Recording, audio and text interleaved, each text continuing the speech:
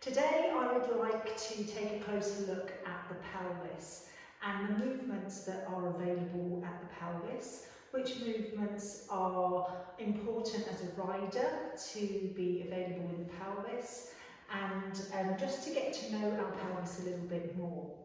So as you're already aware, the Franklin method we use feel, we like to improve our feel, our proprioception. We also like to use imagery. Now there's two main types of imagery that we use. One is anatomical imagery and the other type is metaphorical imagery. Anatomical imagery obviously requires a little bit of awareness of your anatomy so that you can embody it. So you can start to be more aware of your body and how it's designed to move. So we're going to start with that today, just taking a closer look at the pelvis and different landmarks that are important. I cover this in a lot more detail in my pelvic floor workshop. So today really just want to show you the pelvis so that you can see some of the first things I want you to notice about the pelvis is that it's not one solid bone. The pelvis is made up of two pelvic halves. So you've got one half, the other half. At the back you have your sacrum, which is this triangular shape, and they join with the pelvic halves at the sacroiliac joint. Some of you may be familiar with that. And right at the bottom of the sacrum you have the coccyx. At the top of the sacrum is where the spine attaches. So the pelvis is made up of those four bones, and there's joints in the pelvis for very good reasons, because if we didn't have the joints there, then the pelvis would actually act quite much better as protection, which is one of the main functions of the pelvis. But one of the other main pelvic functions is force transfer and force absorption. So if these joints get stuck and they do not move, we end up with an area that becomes very rigid and stiff. And that is an area that then is unable to transfer forces. Now, as a rider, this is essential for us to be able to absorb and transfer forces that are created from the horse's movement beneath us. The pelvis is a part of the body that attaches the top half to the bottom half. So our legs, the muscles of the legs attach to the pelvis, and the muscles of the trunk, the back, the abdominals also all attach to the pelvis. So it's really central to the whole body. So today I just want to look at the movement that occurs in the pelvis, which is relevant for us as riders. So in a walk, there's three main movements that happen around the pelvis when we're walking. Not when we're walking ourselves, but I'm talking about if you're riding, when you're riding and you're walking the horse. So the three main movement patterns that happen, they don't happen individually, they happen simultaneously. So, but if we break that down to a pelvic tilt, where the pelvis moves forwards and backwards. We also have lateral movement, where one half of the pelvis lifts higher than the other. And we also have rotation. So all of those movements need to be available within the pelvis when we're walking our horse. So let's have a look to see if we can make that movement happen within our pelvis. So for this, all you're going to need is one of two things. Now, my preferred choice are some air-filled balls. These are the Franklin method balls, and they use loads. We use them mounted and unmounted. They are used for tapping, so improving our proprioception in some of the exercises that we do. But when you're first starting out, rather than just investing in those balls straight away, we can use other tools to get the same effect. So today I won't use those. I'm going to ask you to just find yourself a towel, and we're going to fold the towel up, so just a hand towel. Just fold it and then roll it. And the purpose of the towel is really to create a bit of a fulcrum for us to put our pelvis on, but also we're going to be using it as a means to improving our proprioception, which is a little bit more information in the previous videos on this group. So a rolled up towel and a chair. Now, as I said, I do teach a lot more about the anatomy of the pelvis in my workshops, but this is a great exercise for you to just start to identify how much movement you have in your pelvis and whether you are aware of the different movements that you are, which are required from you when you are riding a horse. So we'll start with the towel. So actually, before we even put the towel underneath our sit bones, we are going to sit, and I want you to notice how you feel. So what do you feel like in your seat? So you might find that you feel more weight on one half of your pelvis, so the left or the right half. You might feel that you're at the back of your pelvis, or maybe the front.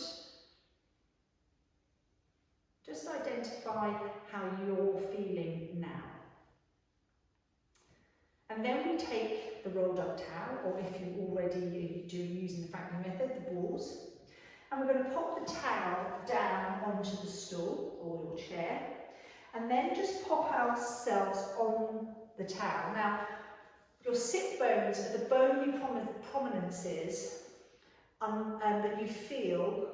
If you put your hands underneath there, you'll be able to feel the two bones on the right and the left. These are your sit bones, and I want you to place your pelvis, your sit bones on top of the towel. And if you're using the balls, you have one under each of them. So as soon as we take ourselves up on this fulcrum we've created, you're going to find that your pelvis is it's more easy to move the pelvis. So the first movement we're going to try is the tilting backwards and forwards, so pelvic tilting. So we just roll the pelvis back and we roll the pelvis forward. Pelvis tilts back. If I go sideways on, you might find that easier to see. So I move my pelvis forwards and I roll the pelvis back. Pelvic tilting forwards and back and forwards. And when you're doing this, try to make sure that you stay relaxed in your shoulders, and at the same time you continue to breathe. So we're not holding our breath. We move the pelvis backwards and forwards and breathe. The other movement that we need in walk when we're riding is a lateral tilt of the pelvis. So I'll turn that round to the front. And with this one, I want you to sit more on one sit bone and lift the other half of your pelvis up. And then the other side, lifting up, down. So we're tilting onto the side. Yeah? So really sit into one and then the other sit bone lifts slightly. And we're tilting that pelvis side to side. So is this movement available in your pelvis? If it's causing any pain or discomfort, then you need to go very careful, because if there's not much movement and we're looking for that movement, the body might resist that slightly to begin with. And there's lots of ways we can help to unlock that tension or that hold using the balls and different movements. So we're doing this lateral movement. And the third movement is rotation, where one half is forward and the other half is back. So if you're thinking about your sit bones that you're sitting on, one comes forward and one goes back. So the pelvis is rotating. So this, if you imagine this is your pelvis is just the same as this. One sit bone goes forward and the other sit bone goes back. So we're getting this rotational movement in the pelvis. Good. So let's run through those one more time. The pelvis tilts backwards and forwards, backwards and forwards, backwards and forwards. Then it lifts side, side, side, side, lifting, lifting, lifting, lifting. Then rotates, one forward, one back. Moving your pelvis in rotation. Make sure you breathe, your shoulders are relaxed. And then come back to the middle and sit still. So, how did you get on with that? How does that feel in your body? And what I'd like you to do now is remove the towel or the balls and then take a seat. And how does that feel?